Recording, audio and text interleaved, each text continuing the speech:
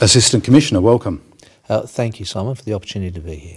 Do you accept that police failed Julie Wilson and her family not just once but perhaps twice? We have certainly acknowledged in many open forums that there were opportunities for greater leadership during this investigation, and there were some errors of judgment made by quite a number of people and also some system errors in itself. It is fair to say, at least I believe, that no officer intentionally set out to do anything wrong, but the fact of the matter is we could have done things better.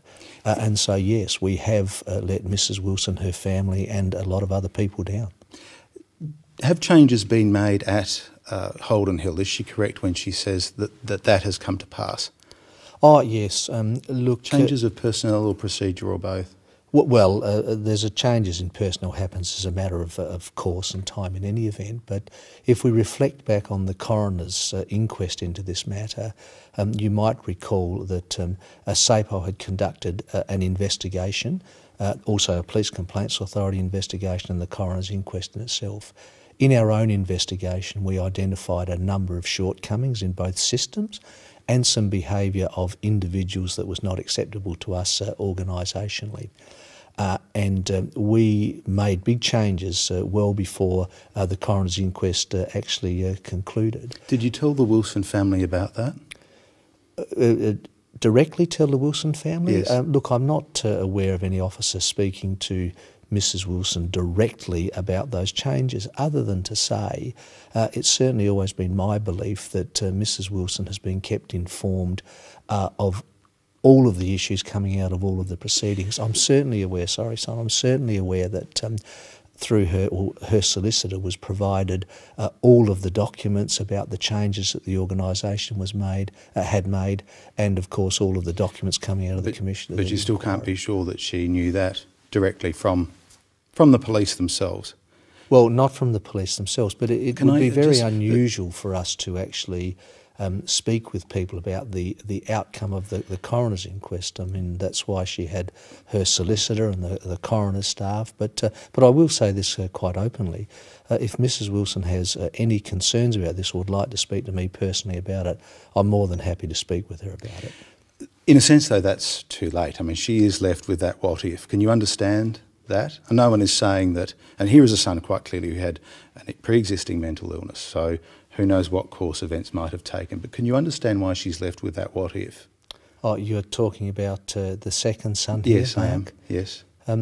Yeah, look, I don't have enough information about the second, Mark's death to draw any correlation, but it is fair to say, look, personally, I cannot imagine how Mrs Wilson must be feeling about this.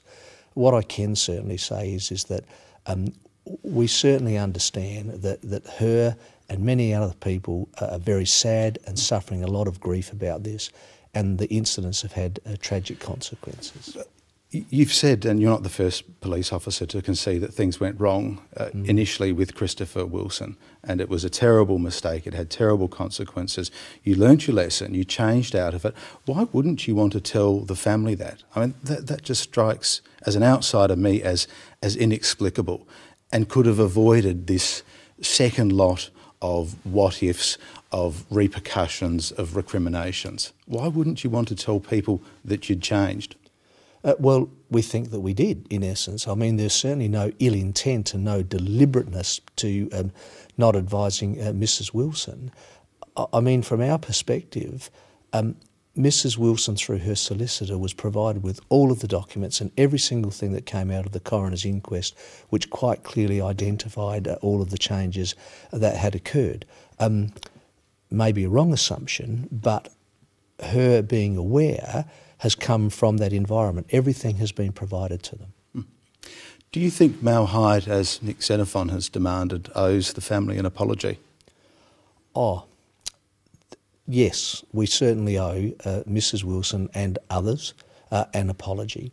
Our service on, I mean, I appreciate you making it, and I guess she does too, but yes. 8 years on. Oh, and I will make that apology. I guess when you raised the question about 8 years on, the timeliness of this, without doubt is very, very questionable.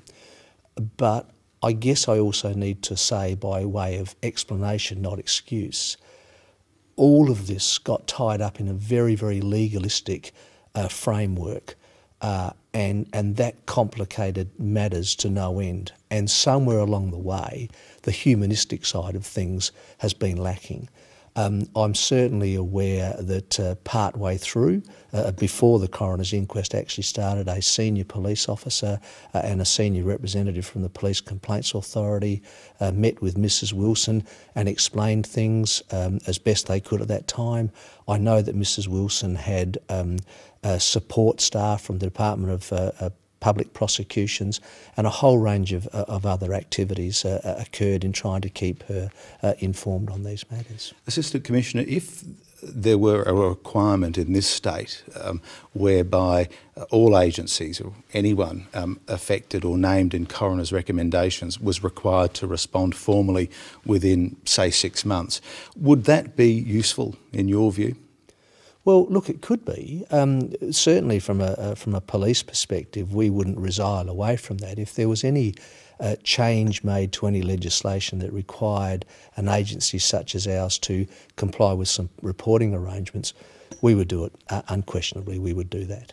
And what have you own out of all of this? We've been told that there were a number of officers, and the word that was used by this quite senior person was were scarred out of how things unfolded in the Wilson case.